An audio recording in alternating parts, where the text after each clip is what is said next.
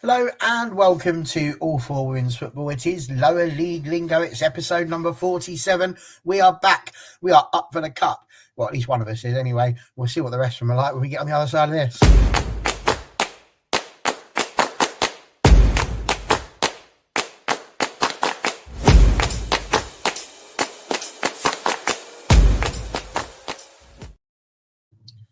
Yes, good evening and welcome. We are back. It's Wednesday evening. It's the international break. There's nothing of notes happening.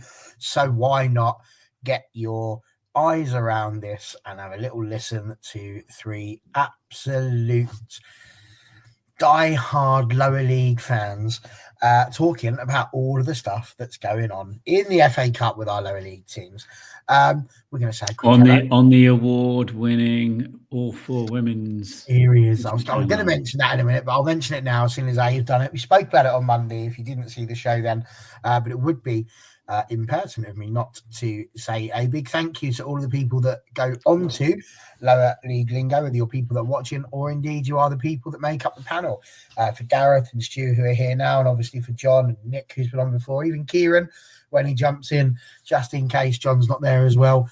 All part of the team have really helped to make us, yes, indeed, an award-winning channel, which is absolutely lovely. So thank you very much, you guys, for all of your help and support whilst we do that. And again, thank you, everybody, for voting for us as well. So there we go. That's that out of the way. If you want more about that, watch Monday's show again. It's right at the very beginning, and we'll talk about it there. But for now, it's all about the lower leagues. And before we get to that, let's say our hellos and good evenings. So, Stuart, how are you? Nice to have you back again.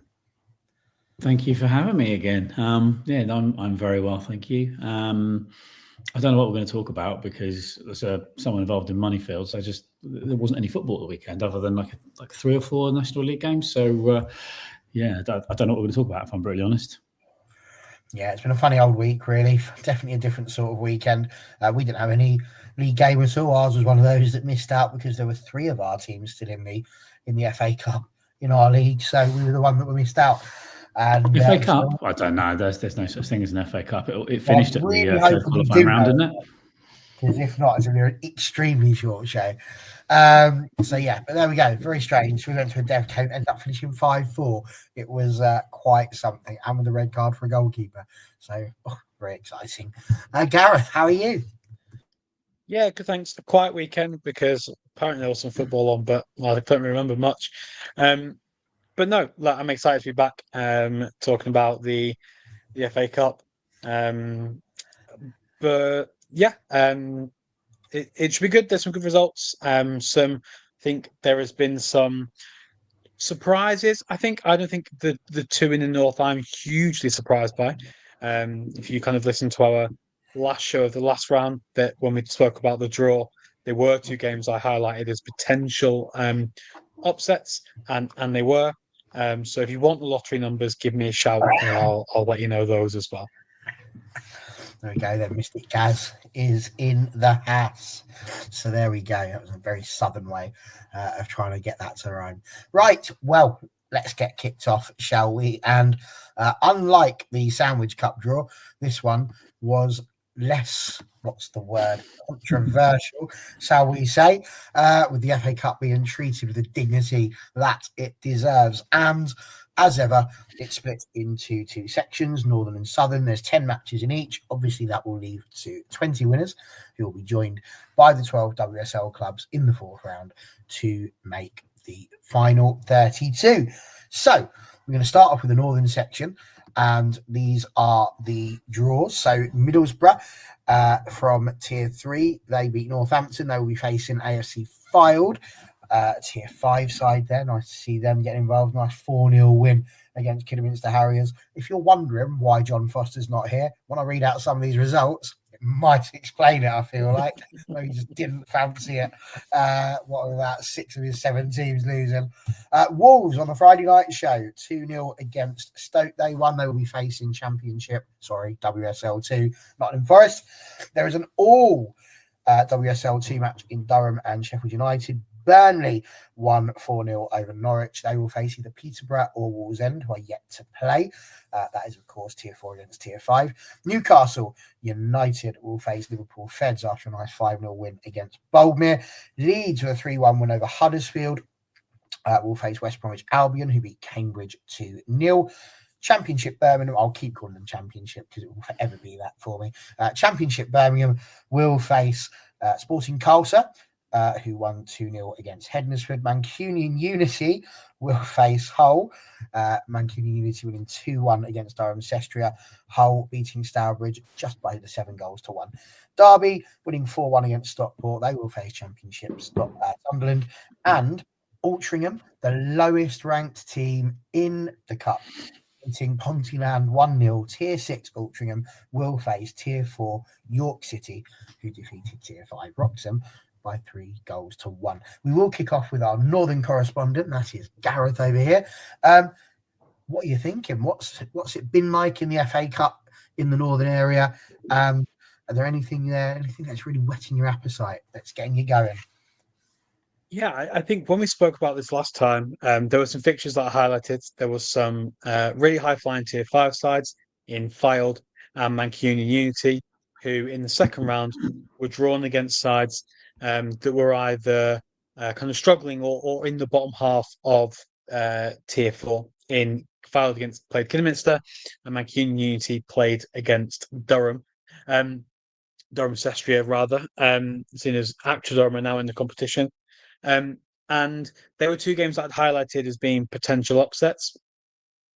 And so they proved to be. I think there is kind of credence to or weight behind the idea that if you're an informed side, then it can have such a massive impact. And I think also shows that gap between the top of Tier 5 and the bottom half of Tier 4 is quite close. So I think both Unity and Fylde were good value for their win. John may disagree because Kidderminster are on the receiving end of that. But yeah, Fylde are a side that have gone down, have really recruited well over the summer, have got themselves in a position to really push on, and they're unbeaten all season. So when you have that win behind yourselves, when you have that confidence, you go into these games and think you can beat anybody. We saw it last year with Wythenshawe when we were in a similar position to Fylde, and we put 7 past Barnsley women, who are doing really well in the league this year. But I think that whether it's sides underestimating sides or just that confidence and wind in the sails, that meant those two sides were able to go and get the win. Altrincham against Pontyland as well, a huge result for Altrincham. And yeah, they came out 1-0 winners, and I think we see the Cup does occasionally throw up these results. It doesn't happen very often, and so I think it's worth kind of highlighting when it does. And I think it's good that it's some of those northern-based sides, particularly kind of sides in the northwest as well, that have kind of overcome those odds. Pontyland will be disappointed. I think they would have looked at that game against Altrincham, a Tier 6 side, as this is a game that we can win. And I don't know whether it's the travel and whether players are sometimes find it difficult to get that far sometimes. I don't know. It could be kind of making things up and putting 2 and 2 together and getting 5. But credit where it's due. Altrincham, they've gone there, they've got the result. They are the lowest ranked side left in the competition. They are having a campaign with York on social media to try and get them picked for TV. As fab as that would be, I don't think that's going to be the case. There is probably a game that we'll get to later on from the south of the country that would be my personal pick for TV. But yeah, I think those games that have popped up are fantastic. Altrincham getting York as well. I think if you're looking at the teams left in the competition, the Altrincham may have gone. That's possibly the one we really want because if we're looking to cause another upset, York are having a tough season. They play Blackburn, this coming weekend. The bottom two sides in the Division 1 North. And that very may well be an opportunity for Altrincham to go and get that win, or at least make a really strong game of it at home as well. So yeah, I think Fylde have been rewarded with a massive tie away to Middlesbrough. So that was a league fixture last season. So both sides looking very different this year, I believe. And yeah, just to say as well, Burnley Peterborough could be an absolute classic. Newcastle Feds could be fantastic. If you cast your mind back a few years, they were both going for the title in the Division 1 North. Feds picked Newcastle to the post that year. Newcastle have flown ever since. Yeah, I just think there's some absolutely fantastic sides. Obviously, Wolves renewing their rivalry with Nottingham Forest from last season. I actually think that this is Nick and Chris Gadsby's fault that these two sides have been drawn together, because when discussing the draw beforehand, both of them said that would be a boring tie. So of course, that was always going to be pulled out of the hat. So that's on them. If they're not happy with it, that is their own fault. They only have themselves to blame. But I think that should be a fantastic tie. And if it wasn't for the fact that Wolves were on TV in the previous round, I would think that one would be up there. And for that exact reason, for the same reason that Cheadle Middlesbrough was on TV in round one. But yeah, there's some really, really fantastic looking ties. I know I joke saying it's a silly competition that isn't important to me anymore. But yeah, I think you look at these, there's some real appetites to be whet. And if Wolves then do come through against Peterborough, well, an away tie against Burnley is a big one for them, even though the Lancashire FA headquarters isn't maybe quite the away day you would like it to be. It's still one hell of a side to come up against. Yeah, I mean, you're not wrong. Stu, obviously, the same sort of question to you, but also the good news, I think, in this draw is that there are 5 fixtures that will feature WSL2 sides, 5 fixtures that will not. So we're going to definitely have another show based on lower league lingo for the FA Cup, because there are going to be at least 5 teams in the hat for the next round with potential money spinning matches against the big sides from the WSL, and that's really what we want, isn't it? Yeah, definitely. It's there's some good stories set up. There'll be some really nice build up for a lot of the clubs playing up to some sort of more recognised names. I'm looking at Altrincham and Unity. I'm looking at the fixtures, and as much as we've been talking about the really good upsets, I see every single one of these games going with form. The biggest hope that we'd have for an upset would be Peterborough, but you would need every Peterborough player to be putting in 9s and 10s, while Burnley's putting in 6s and 5s. And I think just there's a gap between the top of tier 3 and the top of tier 4.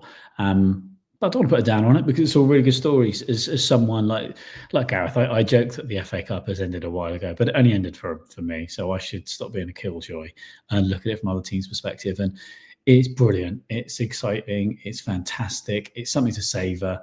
And all of these clubs are going to be looking forward to it. The magic of the FA Cup might be dwindling a little bit over in the men's side, but from a women's football perspective, I think every club relishes it, from the top of the WSL down to the lowest of the ranked grassroots clubs. So it's going to be awesome. For Altrincham, it's going to be great.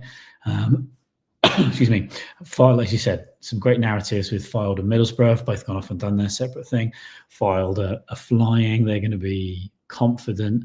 And who knows? Maybe I'll be proved wrong. Maybe there will be a couple of surprises, because I think it's the competition is all the richer for it. And using that as a bit of a segue, there is money obviously involved in this competition. The prize money is significant to a lot of the lower ranked clubs now, so that's only going to put them in good stead for the rest of the season and going into next year. So what we want from a pyramid is for a lot of these clubs to start rising, to be able to use the resources to enhance the players' experience, enhance the fans' experience, and hopefully it will all be used wisely for that. No, I mean, I agree completely. It's a wonderful, wonderful thing getting the amount of money they do. I mean, you look at auction, as you just said there, they make it into the third round proper now. Even if they lose, they get £9,000 for that. They're already, it must be on about £20,000 in terms of just through the games they've won. So, £29,000 if they go out now would be very, very welcome to a side that's in tier 6 of the pyramid, although they can get 35,000 if they can get a little upset there against York. If I could just come in there, what I would like to see, and I hope is happening across the board, is that some of that money is being funneled down to the players just for straight off payments, so to spend on whatever they want. A lot of them don't really take much of a wage at sort of lower National League level and below. So hopefully they can get a little bit of remuneration for their efforts, because they'll deserve it. Absolutely. Just to add on here, Claire, we've had this conversation. I think we had it, I'm not sure if it was in the last show that we did this or the one before, but we definitely did have a very big discussion about this as to whether or not the WSL should come in at the third round. Not everybody is for it. I was definitely an advocate for it, but certainly something that we may revisit at some point. Not yet. Not today, no. There are other things to talk about. I suppose really with the northern section, the one I'm sure that Gareth brought this one up, but we're talking about potential upsets. Do we see Wolves against Nottingham Forest as being a potential TV pick really for that one? I mean, Wolves second in the Northern Prem, doing very, very well there. Nottingham Forest mid-table, 5th in the WSL 2. I mean, obviously, if Nick was here, he would be bigging this game up massively. But I mean, it's two sides that are very well known in terms of their male counterparts. It's one that you could potentially look at. Yeah, I don't think so. And I don't think so because I think there is a better pick in the South. I also don't think so because I think that Wolves were meant to be picked in round 1, but couldn't because Telford were at home on the Saturday, so they couldn't move the game. Wolves were then picked in round 2. And so to go for a hat-trick, I think the TV companies would be a bit... I think some discussions would be had. I think it would be nice if we had 2 northern sides in round 1. We had 2 Midland sides in round 2. I think it'd be great if I think the TV pick goes to the South. And there is a game that I think is with similar thing. There is 2 men's clubs that are big and well known, and there is that sense of one side in the league above, but both teams absolutely flying. And obviously we'll get to that when we get to that. But there is. When I was scanning through the list of the draw earlier today, there was one that really jumped out to me as being what I would like to see on TV. I don't know if Stu will agree with me, but Bournemouth and Fulham for me is the tie that I want to see picked for TV. There we go. Yeah, Claire went for that one as well. So, yes, as you said, we will get to the southern section very, very soon. So, yeah, some really big ones there. And again, for me, as a tier 5 guy, I'm going to put my shout outs there to some of the sides still in it. Obviously, Mancunian Unity doing incredibly well in AFC Fylde. Good to see them doing well. But Wallsend not out of it yet. They probably will be by the time the third round actually comes to being played, because that will be a really tough game against Peterborough. But again, this is a cup game. Absolutely anything can and often does happen. So there is still that opportunity for them. And I wish them all the very best of luck with that. But there we go. So that is the northern section. Only one all championship match, Durham and Sheffield United. Does that not tickle anyone's fancy? No, I didn't think it would really.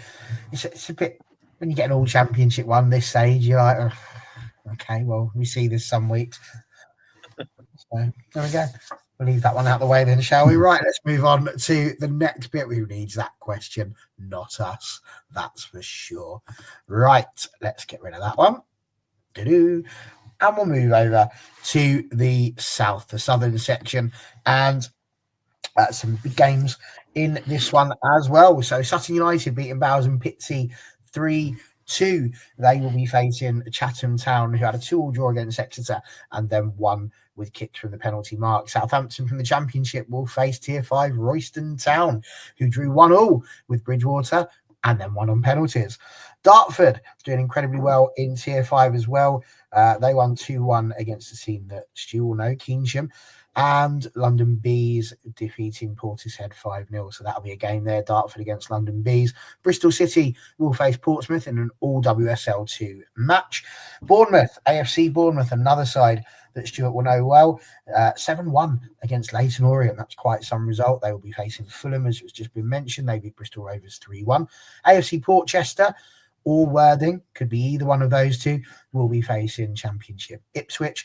Oxford United, who won 3-1 against Luton, will be facing Plymouth, who won 2-0 against Gwalior United in an all Tier 3 matchup. So there is a guaranteed Tier 3 side for the southern section.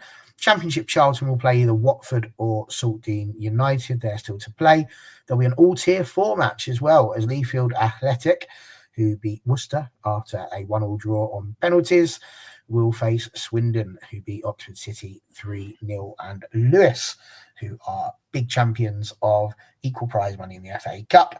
They won 4-0 against Cheltenham, and they will be facing the WWE Zone Crystal Palace, although I'm sure she shall not be anywhere near that match, I would imagine. So lots going on there, but we're going to kick off with Stu on this one as our usually our Southwest correspondent, but as he's here now and I'm just doing a little bit of hosting duty, he can have the whole of the South this evening. So Stu, so a lot of responsibility on your shoulders there, but I'm sure you'll do us proud. Anything there that really stands out for you?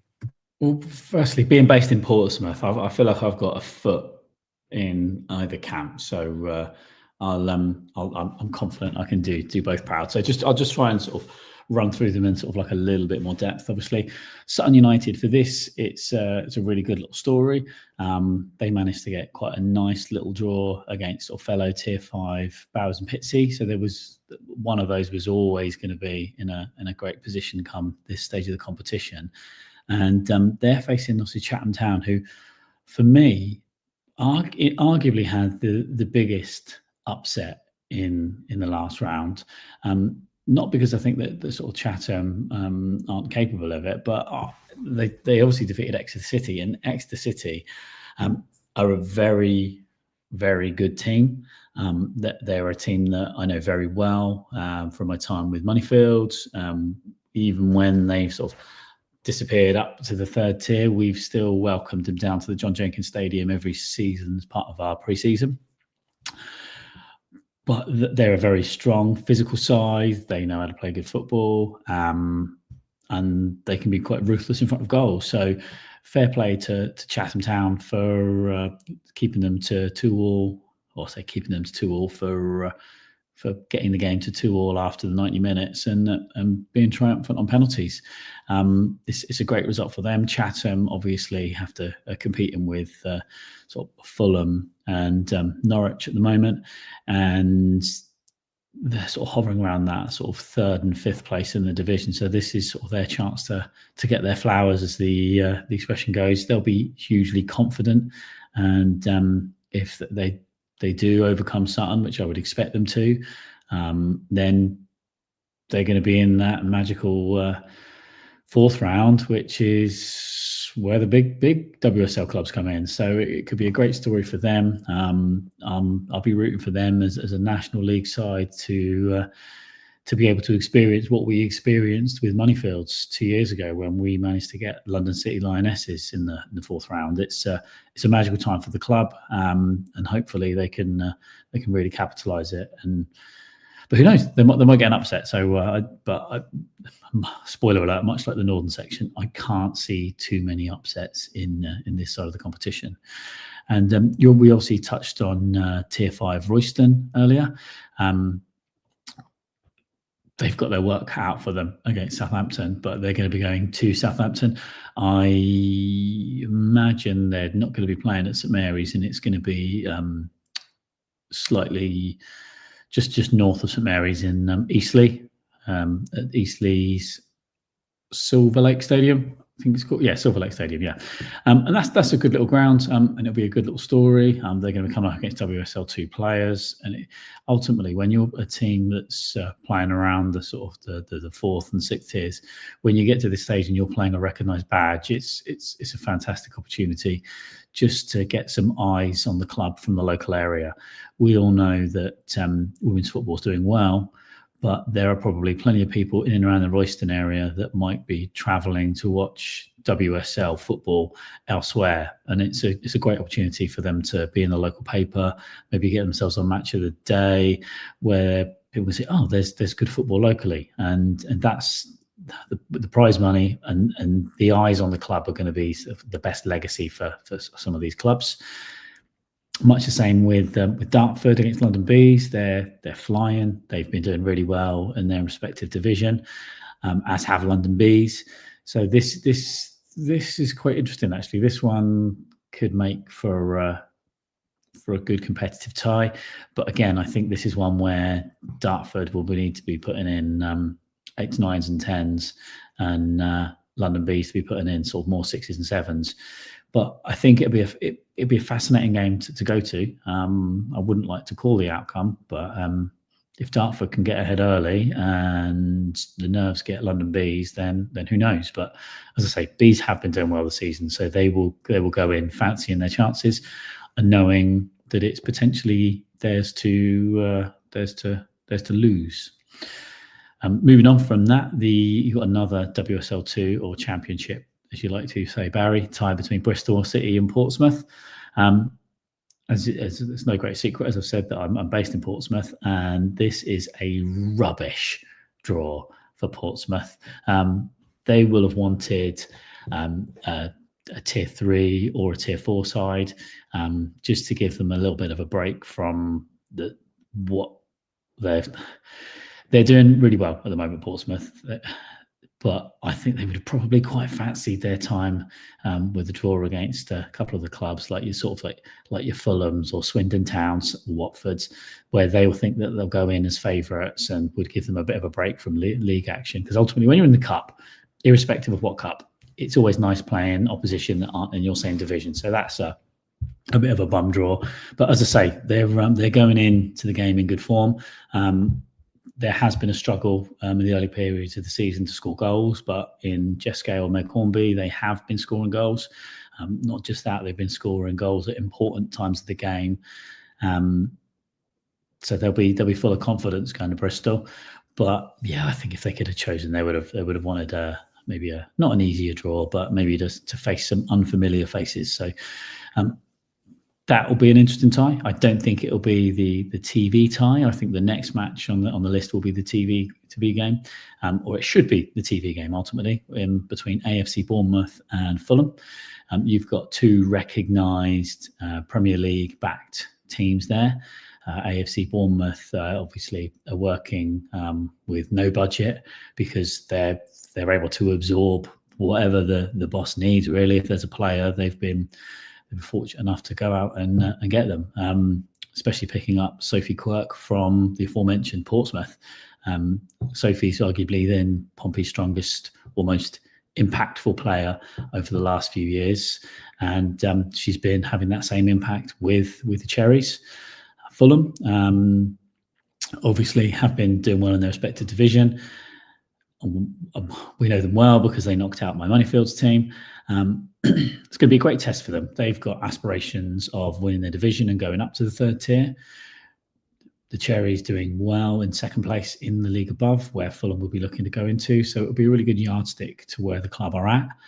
I feel like they will fall short, but they can definitely put in a performance that will give themselves every credit. They'll learn a lot from it, win, lose or draw.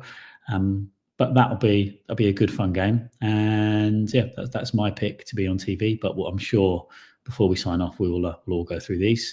The next tie in the list is still yet to be decided because we've got a second round tie between AFC Portchester and Worthing to be played. So just touching on that tie first, you've got Tier 5 Portchester against Tier 4 Worthing, but like most leagues, there's very little difference between the bottom of one and the top of that beneath it. Portchester are having no problems scoring goals. Worthing are having problems with the amount of goals they're conceding. So I would put Portchester as favourites.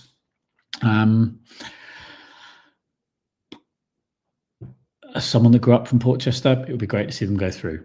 Ultimately, I know a few of their players that have previously played with us at Moneyfields, or I've just known them through being involved in football locally, and they are pushing to break into that National League group, and they want to do that, and an FA Cup run will put them in good stead for it, and they will relish welcoming Ipswich Town to the on-site stadium.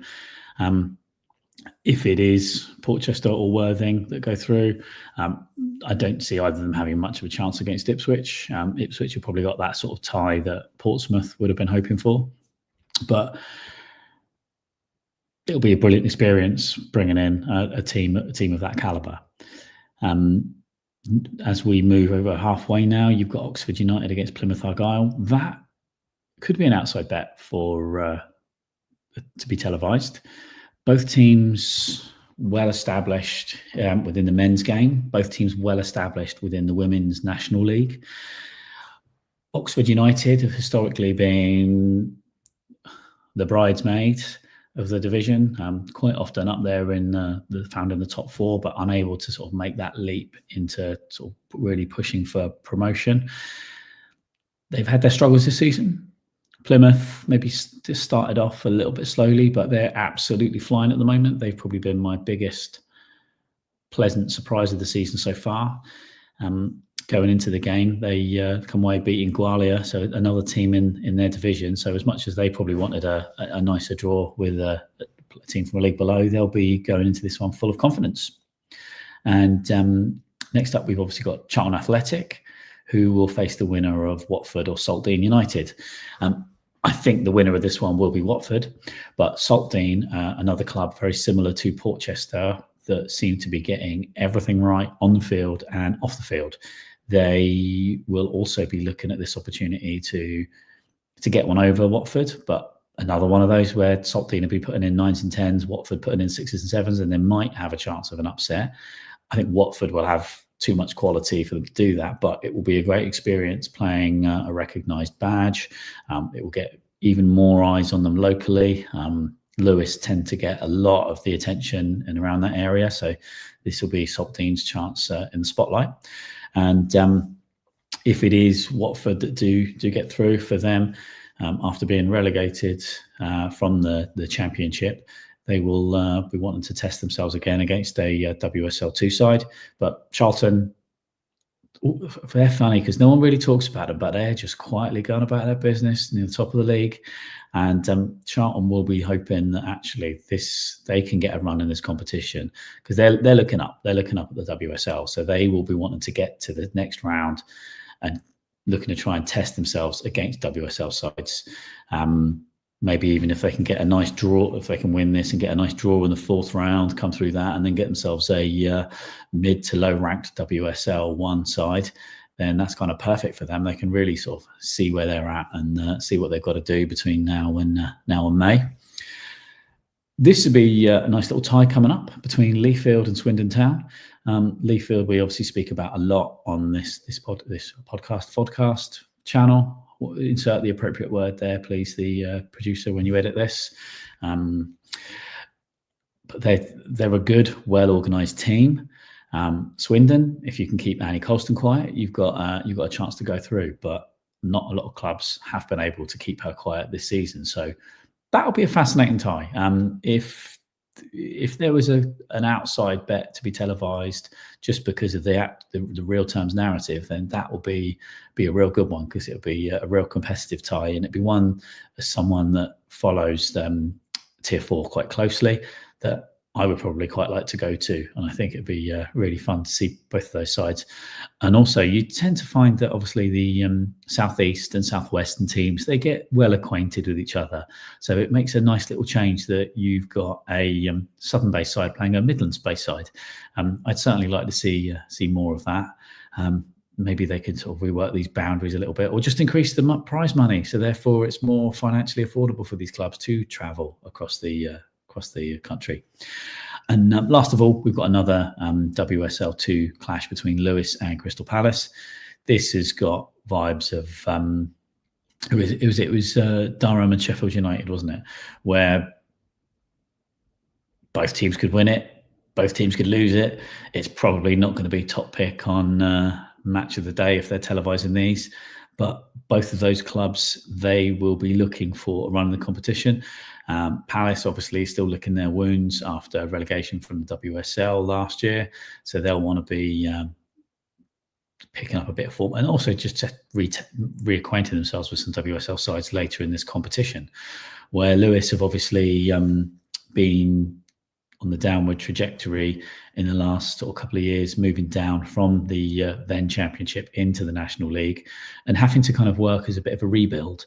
But they have been rebuilding. They've been rebuilding well. They've been competitive in the division this year.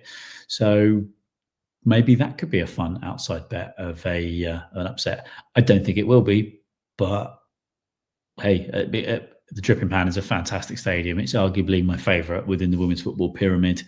So if you can get down there, then you'll be treated to a fantastic experience and probably a very good competitive game against two teams from sort of rival divisions. No, absolutely. Very thorough indeed. The South will be proud of you there, Stu. Gareth, he's left you literally no wriggle room whatsoever here. There's probably very little you can add to it in terms of the technical stuff, but certainly from a personal point of view, you can certainly give us the sort of highlights for you that are standing out. You mentioned Bournemouth against Fulham being your pick potentially for the TV. Stu's mentioned a couple there that could be outside bets. Do you see any other ones that could potentially get there, or are there any ones that sort of really stick out for you? Yeah, I think a potential outside one would be the winner of Portchester and Worthing against Ipswich. It depends what the TV kind of companies want to do. Do they want to go with a WSL2 side and put them on TV? So that could potentially be it. If you're looking for kind of Lewes and Crystal Palace could fall into that sort of category as well. And or Southampton, Royston as being the David and Goliath. But I do sometimes think the TV companies want to try and steer clear of those types of games and put something on I think is going to be close. We kind of had that discussion, didn't we, with the Leyton Orient game, Leyton Orient Bournemouth in the last round. I think that would still be my pick, Bournemouth against Fulham. I think if I had to nail my colours to a mast anywhere, it would be a Bournemouth win. But I think that's two recognisable names. It's two sides in fantastic form this season. It should be a fantastic game of football. And like I said, there's not really much more I can add to Stu because he's gone through every single one of those games in fantastic detail. So, I do think, though, that the TV pick should come from this batch of games because there's some really, really cracking ties there. No, I think you're probably right. And again, Claire, who I do believe is a Fulham fan, but pointing out here, Fulham unbeaten in the league for 35 matches over 19 months. They have been superb. They did incredibly well in the London and South East. They blew everybody away in that as well, considering they had loads of games in hand and were sort of stuck mid-table for a while, and they just rocketed up into the WNL, where they've done the same thing, except this time rather than sitting mid-table, they're flying on that one as well, looking like they're going to make it into the WNL South in a meteoric rise. So I'd agree with you. The smart money would be on Bournemouth because they are having an equally very good time of it as well, having gone from the WNL Southwest into the WNL South, where they are again very Fulham-esque in that respect. But I don't know, I wouldn't write Fulham off. I think there's a lot to be said for the confidence that you get. Winning breeds winning, and as a result of that, you just never know if they can nick a goal. Bournemouth all of a sudden could be on the back foot, and then who knows? You can never tell what's going to happen there. So the problem, sorry to jump in there, Barry, the problem that Fulham are going to have is if you can keep Sophie Quirk quiet, you've then got to stop Molly Clark having any sight on goal, because she can score from anywhere in the opposition half. Given half the chance, I'd be putting your mortgage on her scoring from in her own half, to be honest. And then that's not to mention when you're players like Jenna Markham. So it's a tough one. It's like the old Space Invaders game. You think you're doing well, and then out of nowhere you got these other ones coming at this. It's going to be tough, but it'll be a great, as I said, it'll be a great test for them. Claire will obviously really enjoy it as a fan to be down there, and it'll be a really good yardstick of what Steve and everyone need to do over the next 6 months, because I can't see a world where they don't win their division. I think it would be theirs to throw away. I think they've got enough strength and depth. I know at least one player that they're bringing in the new year who will add a lot of strength to the back line. Very experienced player, but I don't want to say any more because I know that in confidence. But yeah, good time. One that I'd definitely be wanting to sit down and watch. No, for sure, absolutely. And again, Fulham, I'm sure, would argue back. Well, they've got Ellie Olds and Kaylee Stead, who have both done very well in their goal scoring bits as well. So you just never know. The one thing I will say is that I'd quite like Fulham to go on and win this. So at least at Moneyfields we can turn around and say we went out to the eventual winners. So what can you do? What can you do? So I'm Team Fulham there, to be honest. Who did Wythenshawe go out to, Gareth? I'm not trying to rub salt in the wounds. Just intrigued. Huddersfield, who lost against Leeds. So we can't lose to the winners. No, but neither can we. We're out to Norwich. Without wanting to sound too cliche, I'm going to say one of the world's biggest cliches in football. This competition, we would like to have gone further. It wasn't a priority. The league is always the priority. The FA Cup would have been good in terms of a bit more prize money. But from a footballing perspective, our focus has been the league. And it will continue to be.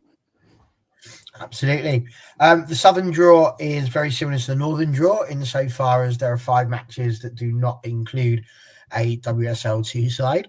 So there will be at least 10 teams from these 40 that will end up being in the hat for the 4th round draw, which is absolutely fantastic. The 4th round sometimes is where we end, and we don't really have too much more to add after that. But it will be very, very interesting to see which teams make it through. Like I say, there's some real big ones coming up on that. So really looking forward to seeing what might happen there. I suppose my last little question with regards to the FA Cup for all of you there. We've spoken a little bit about how, the WSL sides could come in at round 3. But I was also intrigued this year about the introduction of a preliminary round. Did we feel like that was particularly necessary? And now having watched it, because the FA Cup for us on lower league lingo definitely feels like it has been going on for an incredibly long time, because obviously we have a lot of the qualifying rounds and all of that sort of thing. Do we think that adding a preliminary round was particularly important, or could they not have just included those? Just as somebody who's a little bit more technically savvy on that, who can give us a little bit of an idea as to why that was thrown in there, because it wasn't for prize money. They only got about 70 quid in a sausage roll. So if I can come here, I can come in with a little bit of knowledge, because I actually sponsor a player, Phoebe Mullen from AFC Whitehaven up in Cumbria. It's where I've got a lot of family. So when I kind of got eyes that there was a club there, I was like, oh, okay, I need to kind of get behind them. They managed to get through that round. If I remember right, I think there was only like 5 ties.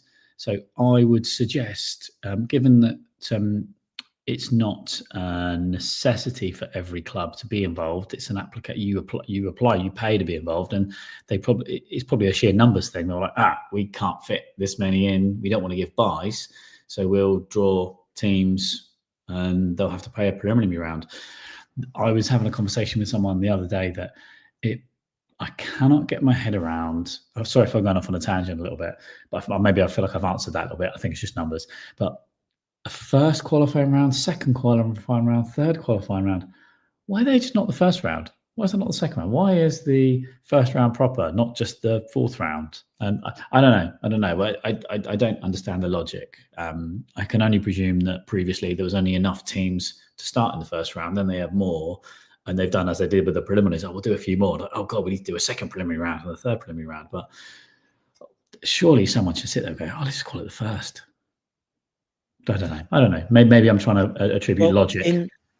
It's the same with the men's FA Cup, isn't it? But in France, the French Coupe de France is a mental competition because all the French colonies can play in it as well. So you'll get like a club from Martinique or something in the Caribbean flying over to play, like a side from like the Pacific Islands or whatever. It's crazy, but they start at the very first round, but then I think you end up getting to like the 12th round and stuff like that. But that is my second favorite domestic cup competition, the one over in France for the early rounds, because that's a real tangent, but you do get some absolutely exceptional sides playing in that.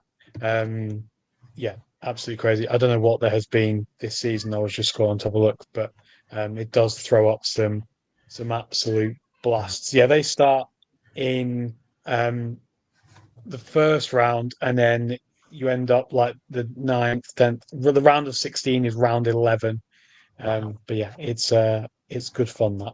That's fantastic. That genuinely is unbelievable, Barry. That's brilliant. Unbelievable indeed. Unbelievable.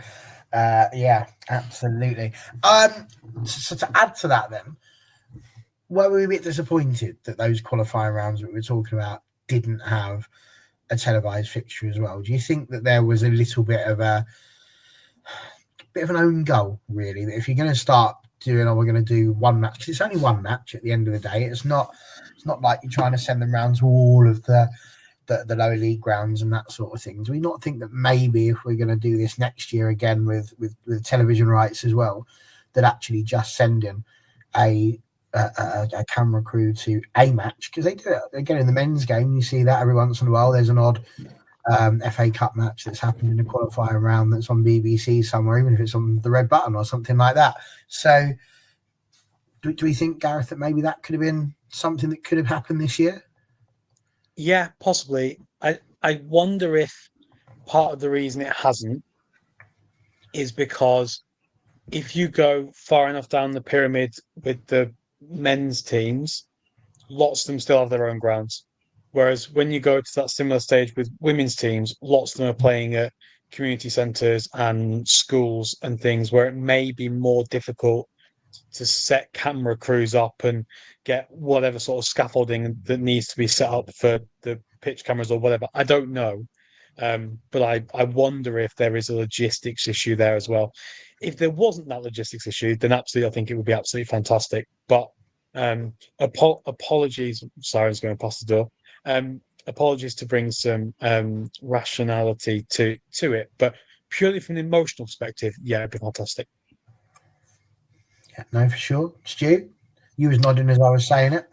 Yeah, it is a shame. It's a shame. When you look at how many games were covered on the FA player, they've got logistics to do it. It would be really nice if the FA Women's National League, they looked and was like, oh, okay, let's try and give a few of these teams, or even just there was like a bursary or some sort of loan, or there was some sort of money that they could make available. So like, okay, let's support you so you can get it done live on your VO. Or I've seen Bournemouth, they've got some links with one of the local universities. So they'll have a sort of like a 10 deep crew of people coming and recording games there for their YouTube channel. The real terms, that's probably more likely in the future. But yeah, it's just a great opportunity. Like locally here, you've got the BBC South. They can think, oh right, well let's go get some eyes on Moneyfields. Let's get some eyes on AFC Portchester. We've got Winchester City Flyers that are doing well, and you, at the very least, radio commentary. that's not too difficult. That's almost like that can be a 2-person job. That's quite attainable, and yeah, I don't know the answer, because at Moneyfields we're not televising our games, but I'd say if there was extra money available, then we probably could. But then maybe someone that's neutral might argue, well, why don't you use your own? Why don't you move your money from here to there in order to do it? But in our case, we've got a couple of former coaches that live over in China. They would probably, I guarantee, they would both be up any hours of the night watching the game. A couple of former players thereabouts, but the majority of people that would want to watch Moneyfields play A, B, C, or D in the FA Cup will probably come and watch us there at the match. So, from a viewership perspective, it probably isn't worthwhile getting on the main TV. So it's maybe a little bit like we said about the WSL clubs being in round 3 and having the draw be national. It's not quite there yet, but maybe we're sort of 4 or 5 years away from that as the money increases, the TV revenue hopefully increases. And if we're still having the same conversation in 4 years' time, that will be a really depressing thing. Yeah, it would. I think you're right. And then the viewership is obviously the big sticking point. You know, are people really going to be that excited about watching a tier 6 side face a tier 5 side? You know, it makes sense. Of course it does. But there are people out there that will just watch women's football because it's women's football. And I think in a week where the Guardian are releasing only 71,000 people watch Chelsea against Arsenal on the TV, then, you know, would it be quite as bad as that? I don't know. Could it have gone on? I'd watch it. I think the other problem you've got is the slot. I think the Friday night slot is quite useful because it adds to ground availability, and also you're not really competing with anyone else, to be honest. Yeah, all interesting points. We'll have to know everyone else's views. It's doable, definitely. So yeah, there we go. Well, we brought up WSL teams in round 3 as a potential one. This is the next thing that we're throwing out there. So hopefully there are some people watching, because we're an award-winning channel now, don't you know? So we carry some clout around here. So you should be listening to what it is we've got to say. So yeah, hopefully they'll take it away and start thinking about it. Well, it's been a cracking show. I've really enjoyed it. Really nice to talk about all the things FA Cup in the northern and southern regions. Obviously, those games will be taking place, and when we get to the 4th round draw, that's going to be very, very exciting. And we will be back, obviously, to talk about all of those results and see which teams from the lower leagues have managed to make it to round 4. There'll be at least 10, like I say. So that is incredibly exciting for us here. Stu, anything interesting coming up on Since 71 that people should be aware of? I've had a busy week at Moneyfields. We've got some announcements coming over the next sort of coming days. So, put bluntly, no, but we've got some lovely little articles that we've got that are worth going back and reading, such as an interview with former Chelsea academy player and Nottingham Forest star Amy Claypool. That's a really lovely interview. She gives us a real good insight on her career and how she's obviously in the last 3 or 4 years she's moved around a little bit. She went from sort of Chelsea to Durham to a stint in she had Chelsea to. I'd have to double check it. I'm going to go back and read it myself. She had a little half a season in Sweden, I believe, and then came back to Durham to spend the tail end of last season. And now she's been doing really well, settling in as one of the main players at Nottingham Forest as they push up the league. There we go. Well, there you go. Get yourself over to Since 71 and have a read of that. Gareth, anything you want to shout out? No, nothing really. The Football Content Awards last week were fab, and I think a real testament to all the work that you do on this channel and that Connor does for everything overall. So, good stuff. Well, lovely. Thank you very much. I wanted to give you a chance to say something because cheers, Gareth, for turning up. Didn't really feel very fair after letting Stu go off on one there. So there we go. Very, very good. And thank you very much for that, Claire. It's been very good having you in the chat, giving us some rather wonderful statistics and facts as well. It's always good when we get people in the chat. It's been a pleasure. Thank you very much. We will be back. Monday night's going to be a great show. The usual panel are being assembled, and we are looking at doing a WSL draft with a difference. Usually you sort of go with 2 or 3 players from each team as a maximum. This time it's going to be a draft where they're only allowed to pick 1 player from each team to create a best 11 and a manager, and that manager can't be from the same teams either. So every club. That's a great concept. I should jump on that. That reminds me of something. What should happen is people should do a team of the year with a similar sort of fashion as that. I don't know why no one's had that idea before. Yeah. Well, I'd love to take the credit. I'm going to be on it. This is all Sean's idea. So Monday evening, get yourself there. It's going to be absolutely outstanding to have a look and see what's going on. So there we go. Get yourself onto that. It's going to be a really, really, really good show. And only rumours that maybe the lesser spotted Connor might be on the show, which is always great when you're on a draft because he had his hair cut last week. He wants to show off that new Barnet everywhere he can. Could be that. That's a very good. Will he be in his tux still? Hopefully not. He should have changed out of that by now, the dirty stop out, but you never know. There we go. Brilliant. So yes, join us Monday and hopefully we'll be back next week. Don't ask me if we're on tier 4 or tier 5. I honestly can't remember now. It's been spinning around and around that often. I feel like it'll be tier 4. Tier 4. We got big games to talk about. We got Swindon Moneyfields coming up. Here we go. He really wants to talk about that. So the result of that will be dependent on whether I'm on or not. It's going to be a big one, and we will be here next week. Hopefully you will too. Catch you then.